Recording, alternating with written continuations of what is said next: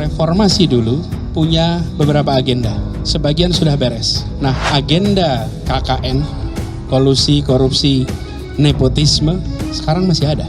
Dan seakan merebak secara pelan-pelan. Nah, ini yang harus dibereskan. Kalau Pak Anies bisa memberikan rumusan bagaimana itu tidak akan terjadi kalau dia jadi presiden, saya ikut milih dia. Kalau dia bisa jelaskan kepada saya, begini cara saya, kalau tidak akan terjadi korupsi selama saya memerintah, saya pilih dia, biar saya kader PDIP.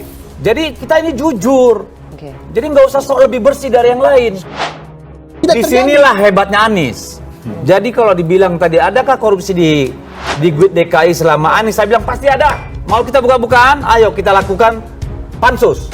Turun KPK, periksa kembali ulang. Kalau kita mau jujur, itu kayak kentut, ya. Kita nggak bisa raba, baunya kerasa. Bagaimana proyek dibagi-bagi, bagaimana proyek nggak selesai ditutupin. Udah deh. Di mana ada percaya di Republik ini tidak ada kasus? Coba saya tanya, jujur. Menteri Komunikasi dan Informatika atau Menkominfo Johnny G. Plata ditetapkan sebagai tersangka pada Rabu 17 Mei.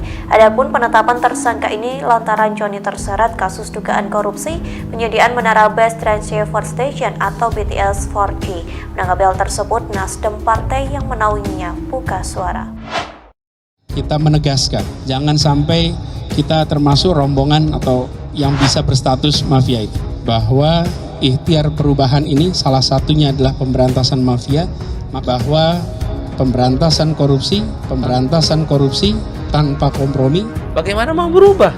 Sekjen partai yang ada di poros perubahan itu korupsinya paling besar, Bang. 8, triliun, ini 8,3 T, dan itu memukul secara signifikan, secara solid. Katakan tidak pada hal korupsi. Katakan tidak pada hal korupsi. Katakan tidak padahal korupsi. Katakan tidak padahal korupsi. Kalau ada kemauan politik bisa dibereskan. Tapi kalau tidak ada kemauan politik sulit. Karena urusan seperti ini membutuhkan sikap yang tegas dari yang paling atas. Ikhtiar perubahan ini salah satunya adalah pemberantasan mafia, maka pemberantasan korupsi. Narasi perubahan kok koruptor, korupsinya banyak. Narasi perubahan kok koruptor, korupsinya banyak. Narasi perubahan itu kan mengesankan dirinya suci, Bang. Dirinya baik, Bang. Tapi kasus ini tentu ibarat hujan setahun, nah kena panas sehari ini.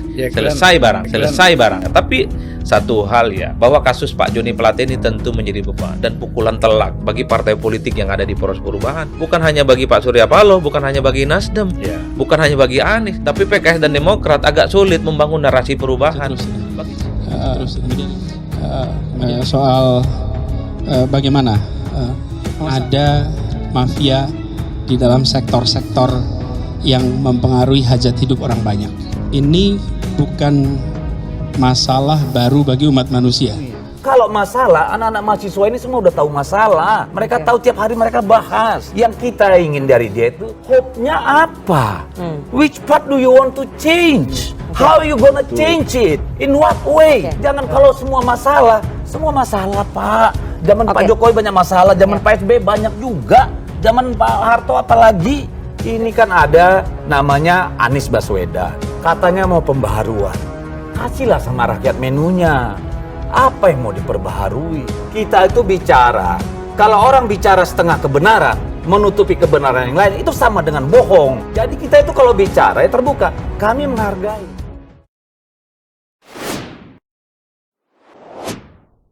Anies Baswedan bakal calon presiden atau baca pres dari Koalisi Perubahan untuk Persatuan atau KPP, menyinggung soal banyaknya mafia di Indonesia.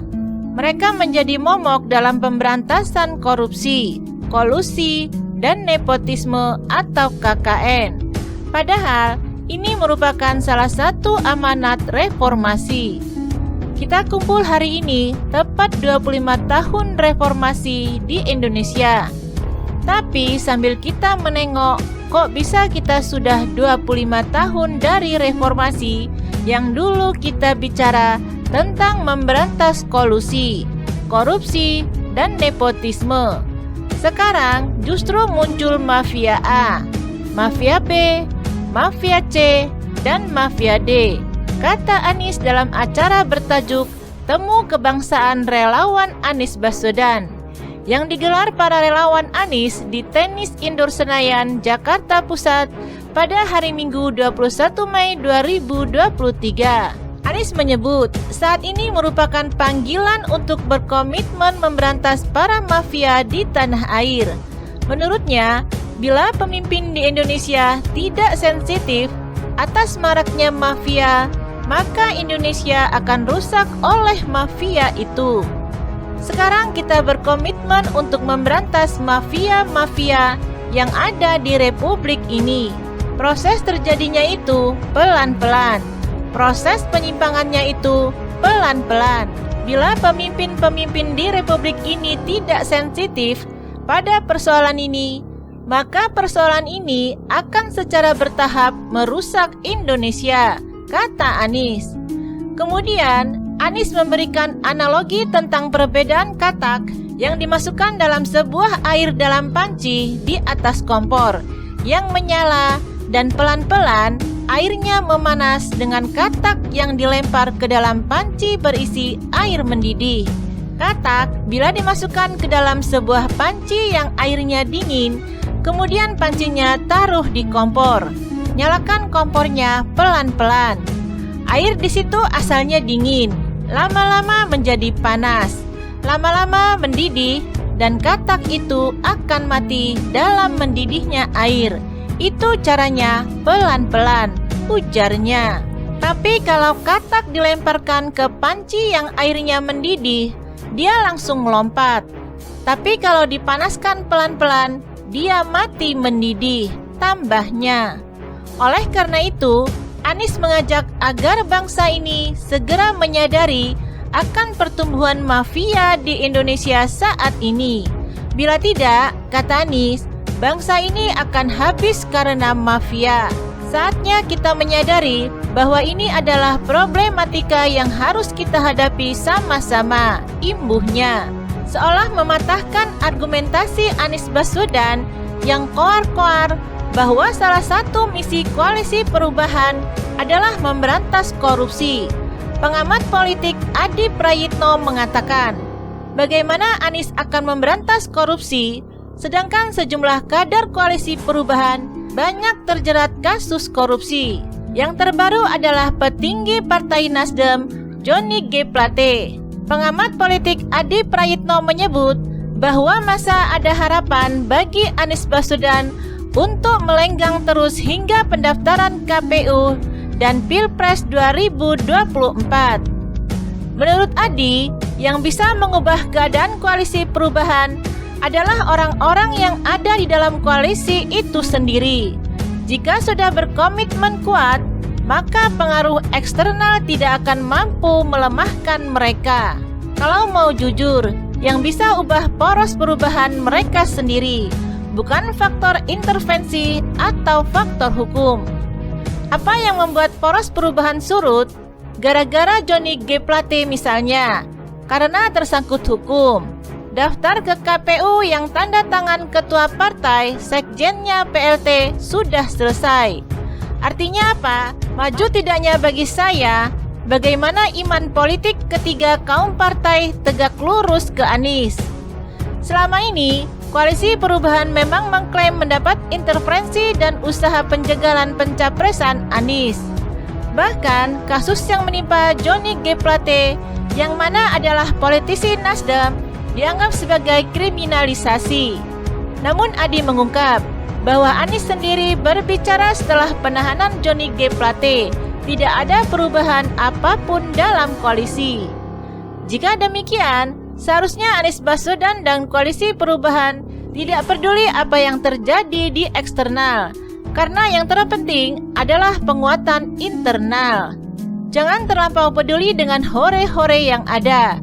Kasus hukum, bully, caci maki, kalau firm dan solid, kenapa tidak? Tukasnya.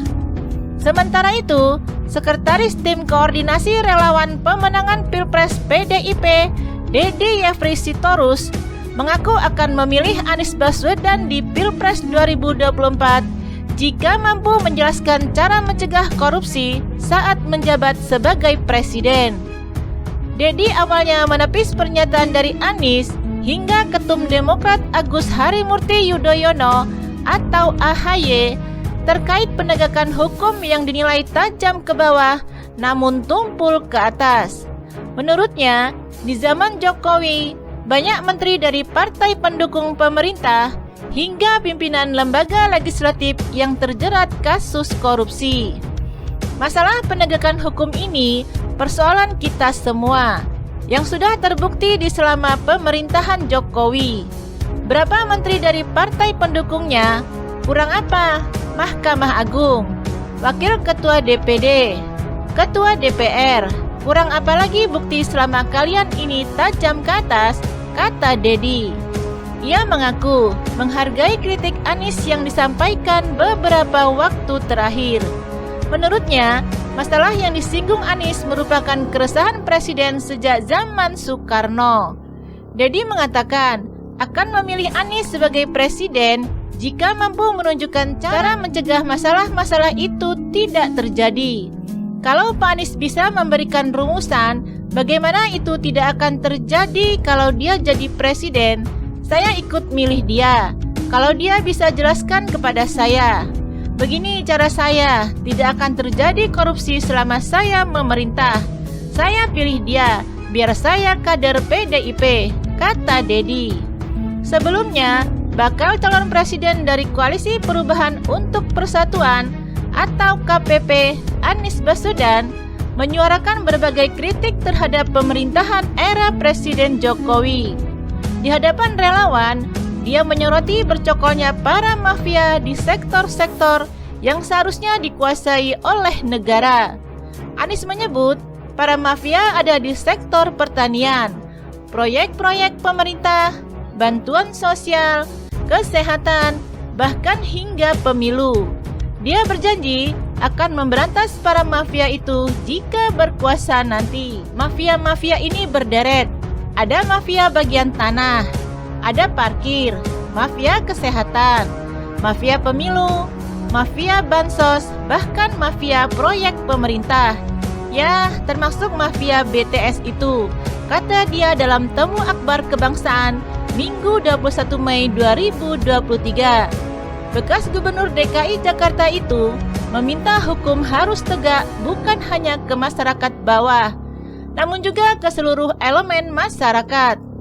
Tunjukkan hukum bukan hanya tegak ke bawah, tapi juga ke atas. Bukan saja ke lawan, tapi juga ke kawan. Hukum tegak untuk semuanya, kata Anies Baswedan.